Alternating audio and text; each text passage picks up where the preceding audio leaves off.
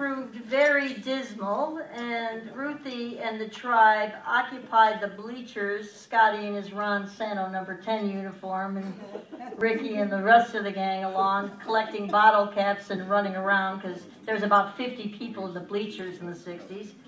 The Cubs weren't finding luck, but luck and God's blessings were only 5 blocks away when Ruthie found Trinity Lutheran Church and a home for her alto voice. Life was rich and full, and the 69 Cubs almost made it. Ruthie and Wally, slide to unlock. Ruthie and Wally, however, had great success raising, if I do say so myself, 3 super cool kids. Linda, an A+ teacher and shares Wally's love of photography. Christine's got Wally's gift of gab and Ruthie's love of music and combined them all to become a radio goddess.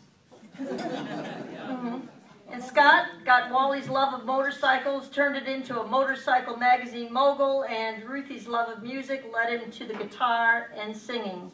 We only wish he could sing with the Trinity Choir, okay? Sadly, Wally passed away in 1982 and missed out on meeting some fantastic grandkids. Ruthie was blessed, however, to be greeted with Scott's kids, Eric in 85, Katie in 1986. Christine followed suit, and Emily was born in 1987. And the Cubs almost made it in 1989, Drats. Right? Linda, little late bloomer, had to have the blonde-haired, blue-eyed babies, Karina in 92 and Rob in 94. Scott and Sherry gave her 2 more blessings, Kyle in 2003, thank goodness, because the Cubs with only 5 outs to go, you know the rest. And finally, Cody came along in 2004, and the Cubs had a few bright moments.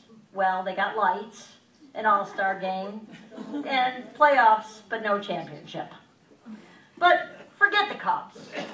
It was a championship, Grand Slam style, in 1988 for Ruthie when she met the so dapper attorney Henry Marquardt. This excellent extended family was born. Christine, Linda, and Scott immediately bonded with Henry's awesome tribe. Son Michael and wife Jean and their awesome crew, Beth, Ann, Liam, and Tori, awesome. And son Henry Francis and wife shared with their splendid duo, Henry James and Elizabeth, a family match made in heaven. The royal wedding transpired right here at Trinity, naturally. Proud Papa Andrew walked Ruthie down the aisle. Scott played guitar. Sons and daughters marched down the aisle too, with grandkids Eric and ring bearer little Katie as the flower girl. I do think the Cubs, unlike today, won that day, but don't quote me on that one. More weddings transpired as the grandkids found love. And oh, what great fun we had dancing and singing and carrying on at that Cavanaugh house. Then came more gifts of love. Great-grandchildren, Madeline, Sophia, Will, Eileen, Declan, Charlie, Mac, and little baby Susie. Not sure if it was the grandchildren, the great-grandchildren, the children, but the love of shopping, you knew I was getting to it. What had begun. Yes, you know I would get to it. Not sure if it was the shoe department. Purses. She's big on purses, I know that. The cute baby clothes, or, you know, the jewelry. Oh, yeah.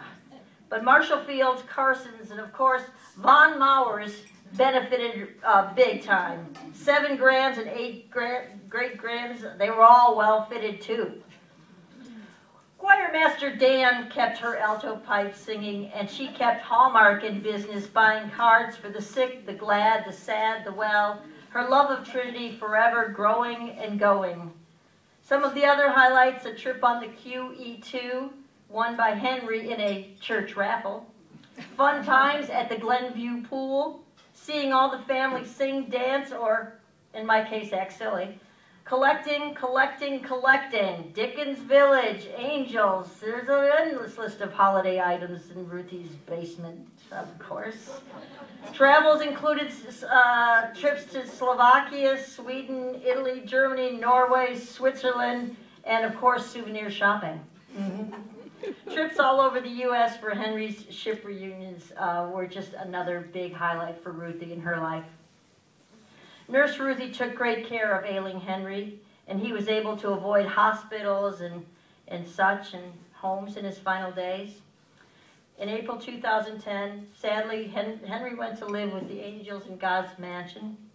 Perhaps he is catching up with all the latest Grisham books right now, and maybe he for sure is toasting a martini to his Ruthie. We sure do miss that guy.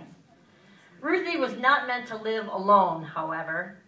And thanks to, ironically, the littlest guys, the grandsons, Cody and Kyle, saying, "Will there be a kitten when we come to visit you, Grandma Ruth?" Ruthie found love again, and this time it was in the form of the four-legged variety. We all know little Miss Lily, adopted from the Anti-Cruelty Society, and instant love.